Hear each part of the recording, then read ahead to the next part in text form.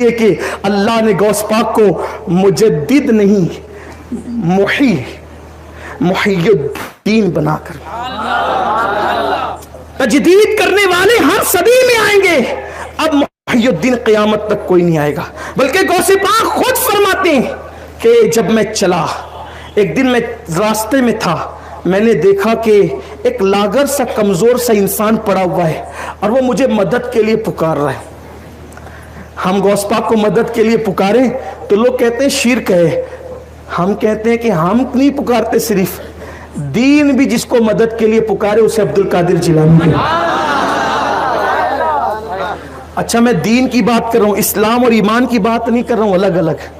صاحب مشکات جو وہ صاحب اشعۃ اللمعات شیخ عبدالحق محدث دہلوی نے فرمایا اسلام کہتے ہیں اعمال کو اور ایمان کہتے ہیں اعتقادیات کو، یہ دونوں الگ الگ اصطلاحات ہیں، لیکن جب دین کہا جاتا ہے تو اس میں اسلام اور ایمان دونوں سمٹ آتے ہیں۔ ہاں غوث پاک صرف مجدد ایمانیات نہیں یا مجدد اسلامیات نہیں، جو مجددین ہیں ان کی بھی بڑی شان ہے، لیکن غوث پاک محی الدین ہے، محی الدین۔ دین کہتا ہے میری مدد کرو، میری مدد کرو، اور وہ دین کی شکل میں تھا، راستے میں کنارے انسان کی شکل میں لاغر پڑا ہوا تھا۔ کہا کہ جب اس نے مجھے مدد کے لیے پکارا تو میں اس کی مدد کے لیے گیا، میں نے اس کا ہاتھ پکڑا، اور جب ہاتھ پکڑا تو میں نے دیکھا کہ جیسے اس کا ہاتھ میرے ہاتھ میں آیا وہ دھیرے دھیرے اٹھ کے کھڑا ہو گیا اور وہ لاغر سے تندرست و توانا انسان بن گیا۔ اور اس نے کہا عبد القادر مجھے پہچانا کون ہوں؟ تو میں نے کہا کون ہو؟ کہا تمہارے نانا کا دل تھا، مرنے کے قریب تھا، آپ نے سہارا دیا، اللہ نے مجھے نئی زندگی عطا کر۔ فرمایا آپ محی الدین ہے، محی الدین، دین کو زندہ۔ لوگ کہتے ہیں غوث پاک مردے کیسے زندہ کر سکتے ہیں؟ ہم کہتے ہیں جو دین زندہ کر سکتا ہے اس کے لیے مردہ زندہ کرنا کون سی بڑی بات؟ جس نے دین زندہ کیا، دین زندہ کرنا بڑی بات ہے، مردہ زندہ کرنا چھوٹی بات ہے۔ تو جو مردہ زندہ کرے کیا بڑی بات ہے ان کے، انہوں نے تو بچپن میں مردے زندہ کیے۔ تو حضور غوث الاعظم دستگیر فرماتے ہیں پھر میں چلا، میں مسجد آیا، جمعہ کا دن تھا، نماز کے لیے نماز ہوئی تو ایک شخص نے اپنے جوتے مجھے پہنائے اور کہا لو محی الدین، یہ جوتے پہن لو۔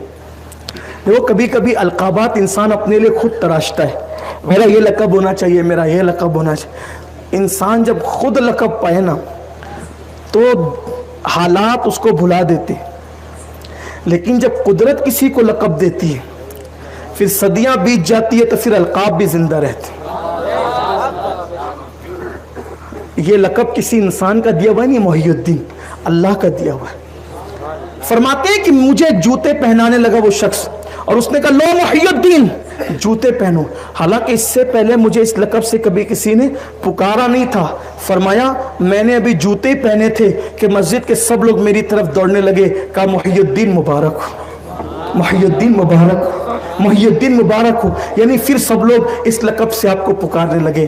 حضور غوث الاعظم دستگیر پیران پیر روشن ضمیر رضی اللہ تعالیٰ فرماتے ہیں کہ بندہ اگر مصیبت میں مجھے پکارے واللہ میں اس کی امداد کو پہنچوں، میرا مرید مشرق میں ہو میں مغرب میں ہوں، وہ مجھے مدد کے لیے طلب کرے میں اس کی مدد کروں۔ فرمایا میرے مرید کا اگر سطر کھل جائے اور وہ مجھے پکارے تو میں اس کی سطر پوشی بھی کرتا ہوں۔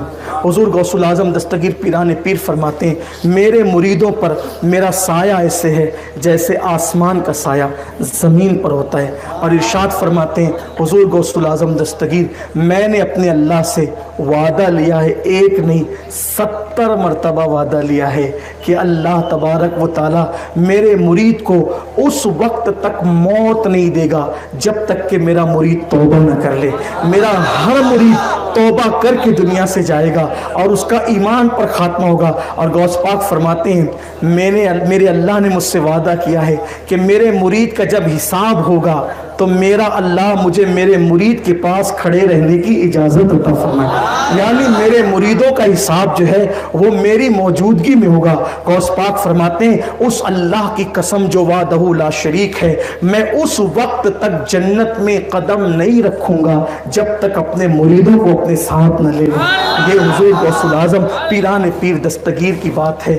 آئیے ان بزرگوں سے اپنی نسبتوں کو جوڑیں، نسبتوں کو استوار کریں، اس لیے کہ یہ وہ لوگ ہیں جن کے بارے میں قرآن کہتا ہے الاخلاء یومئذ بعضهم لبعض عدو الا المتقین، کہ جتنے تمہارے دوست ہیں وہ سب دشمن ہو جائیں گے لیکن متقی لوگ تمہارے کام آئیں گے۔ اور حدیث پاک میں آتا ہے کہ اگر تم نے کسی سے دل سے محبت کی، اگرچہ اس کے اور تمہارے زمانے میں 1000 سال کا فاصلہ ہو، اگرچہ اس کی اور تمہاری زمین کے اندر لمبا فاصلہ ہو، تو قیامت کے دن اللہ ان سے تم کو ملا دے گا اور فرمائے گا جو تم اللہ کے لیے ایک دوسرے سے محبت کرتے تھے تو لو مل جاؤ، یہ اللہ کے لیے محبت کرنے کا انعام ہے۔ تو یہاں غوث پاک سے جو محبت کرتے ہو انشاءاللہ قیامت کے دن ان کی معیت اور ان کا ساتھ نصیب ہوگا، کیونکہ بخاری شریف کی حدیث ہے المرء مع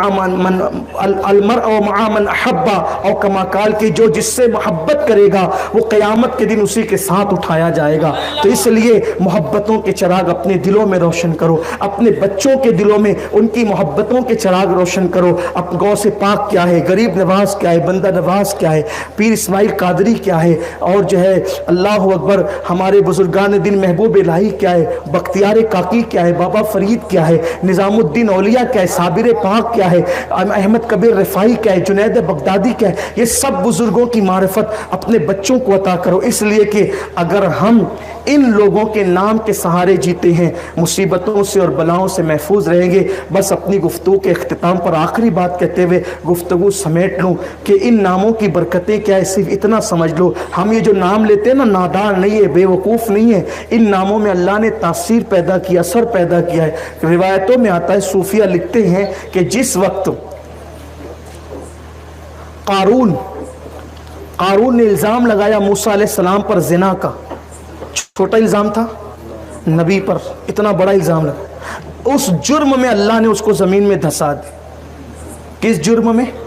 نبی پر الزام لگانے کے جرم، زمین میں اللہ نے اس کو دھسا دی۔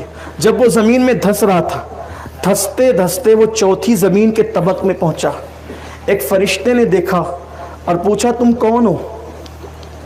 تم کون ہو؟ قارون تھا وہ۔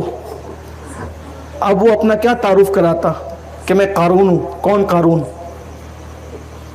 تو اس لیے کہ جس علاقے میں جہاں کی چلتی ہے تعارف وہاں سے ہوتا ہے، ٹھیک ہے نا؟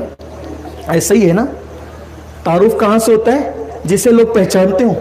مثال کے طور پہ اگر لوگ مجھ سے پوچھے کہاں سے آئے ہو، سعودی میں پوچھے، میں کہوں مالیگاؤں، وہ کون سی چڑیا کا نام ہے؟ مالیگاؤں، ٹھیک، مجھے یہی کہنا پڑے گا کہ میں انڈیا سے آیا ہوں۔ لوگ انڈیا کو پہچانتے ہیں، تعارف پہچان سے ہوتا ہے۔ تو وہ تھا کون؟ قارون۔ فرشتے نے پوچھا چوتھی طبق زمین میں کون ہو تم؟ سوچا کہ کیا بتاؤں قارون ہوں، کیونکہ عذاب میں گرفتار ہوں۔ اس نے سوچا کہ یہاں تو پہچان کس کی ہے؟ موسیٰ علیہ السلام کی۔ تو اس نے کہا میں موسیٰ کی قوم کا آدمی ہوں۔ کیا کہا؟ میں موسیٰ کی قوم کا آدمی ہوں۔ اللہ نے فرمایا فرشتوں اب نہ دھسانا، فرشتوں اب نہ دھسانا، کیونکہ میرے یار کا نام جو اس کی زبان پہ آ گیا، اب یہ اگرچہ دشمن ہے، لیکن اب دھسایا نہیں جائے گا۔ ذرا سوچو تو صحیح کہ اگر دشمن صرف تعارف کے لیے محبوب کا نام لے لے تو اس کی مصیبت ٹل جاتی ہے، وہ دھسنے سے روک دیا جاتا ہے۔ اگر غلام محبوبوں کا نام لے تو پھر ان لوگوں کی منزل، ان لوگوں کا مقام، ان لوگوں کے مرتبے کیا ہوں گے؟ ہم میرا میرا یوں نہیں پکارتے، یا غوث یوں نہیں پکارتے، یا خواجہ یوں نہیں پکارتے، یا فرید حق فرید کے نعرے یوں نہیں لگاتے، یا صابر حق صابر کے نعرے یوں نہیں لگاتے، یا رسول اللہ کی صدائیں یوں نہیں لگاتے، بلکہ اللہ کے محبوب بندوں کا نام جب کوئی دل سے لیتا ہے اللہ تبارک و تعالیٰ اس کی مشکلوں کو آسان کر دیتا ہے۔ اور جب ولیوں کے نام میں یہ تاثیر ہے تو پھر محبوب خدا کے نام کی تاثیر کا حال کیا ہوگا؟